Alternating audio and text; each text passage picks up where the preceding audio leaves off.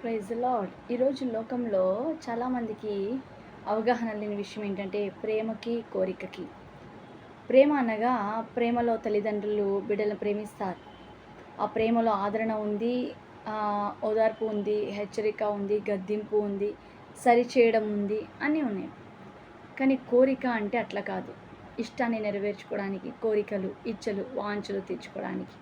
కాబట్టి ఈరోజు లోకం ప్రేమ అనే మాటలో కోరికలు తీర్చుకునే విధానంగా ఉంటుంది.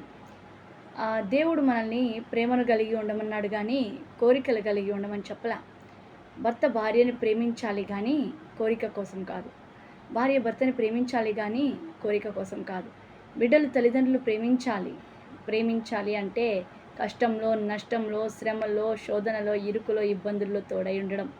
ప్రేమ దీర్ఘశాంతం కలిగి ఉంటుంది, దీర్ఘకాలం సహిస్తుంది, ఆదరిస్తుంది, ఓదారుస్తుంది. పరిస్థితులను బట్టి కాకుండా మానవత్వాన్ని బట్టి, దేవునిని బట్టి ప్రేమించే మనసు కలిగి ఉంటుంది. కోరిక అట్లా కాదు. ఇష్టం నెరవేర్చుకున్న తర్వాత, పని అయిపోయిన తర్వాత, వాడుకున్న తర్వాత, ఆడుకున్న తర్వాత వదిలిపెడుతుంది. కానీ దేవుడు మనల్ని కోరికలు కలిగి ఉండమని, దేవుని మీద కూడా మనకి ప్రేమ ఉండాలి కానీ దేవుని మీద కూడా మనకి కోరిక ఉండకూడదు. ఆశలు తీర్చుకోవడానికి, మన ఇష్టాలు నెరవేర్చడానికి దేవుని దగ్గరికి కాదు. దేవుడు మనల్ని ప్రేమించాడు నరకం నుండి తప్పించడానికి. ఈ రోజుకి ప్రేమిస్తున్నాడు, దీర్ఘశాంతం చూపిస్తున్నాడు. కాబట్టి మనం ఇంకా నశించిపోలేదు. మన అవిధేయతలు ఎన్నో ఉన్నా మనల్ని సహిస్తూ భరిస్తున్నాడే, అది ప్రేమ అంటే.